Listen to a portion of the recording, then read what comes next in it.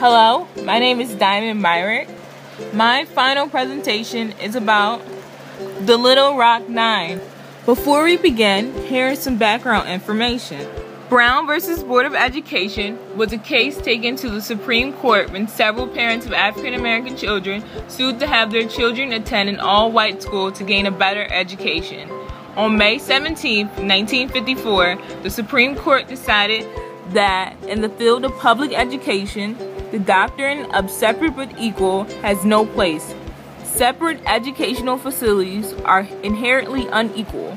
Therefore, we hold that the plaintiffs and others similarly situated for whom the actions have been brought are, by the reasons of the segregation complained of, deprived of the equal protections of the laws guaranteed by the 14th Amendment, which means that segregated schools are unconstitutional and therefore illegal. The case paved the way for many young African Americans to receive the same education as white.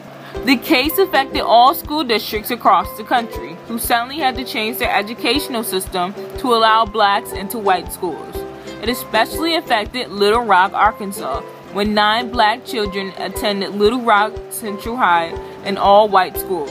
They are known today as the Little Rock Nine.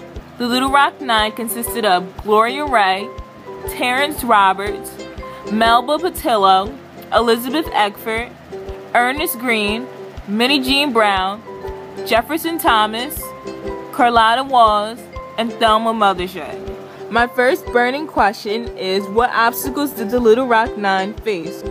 One of the first obstacles that the Little Rock Nine faced was the governor of Arkansas, Overall Faubus. On the first day of school, September 4th, 1957, Governor Faubus ordered the Arkansas National Guard to Little Rock Central High School to prevent the Little Rock Nine from entering the school because he believed that the white students were in imminent danger from the incoming black students. Another obstacle that the Little Rock Nine faced were mobs of whites who were strongly against the idea of desegregating schools, who were always waiting for them as they exited and entered school. The Little Rock Nine were threatened on a daily basis. The only way to stop the threats were to drop out of school. Dropping out of school meant that the Nine were proving that segregation was the best for schools, and that whites are supreme over blacks. They were not willing to admit that. None of the Little Rock Nine dropped out of school, even when the home of Carlotta Walls was bombed. My second burning question is, how did the Little Rock Nine impact the civil rights movement? In 1961, the Congress of Racial Equality, or better known as CORE, undertook a new tactic aimed at desegregating public transportation throughout the South. These tactics became known as the Freedom Riders. The Freedom Riders were a mix of white and black civil rights activists who rode interstate buses in the Deep South to challenge the status quo of segregating seating.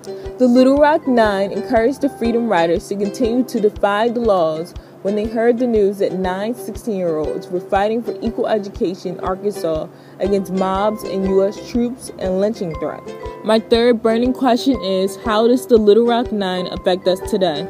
The Little Rock Nine paved the way for it to be acceptable that blacks and whites can be in the same school and receive the same education.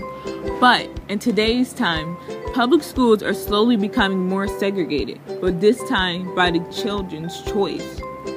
In a statistical study, it is shown that a black student will choose a school that has a population that's made of at least 50% blacks.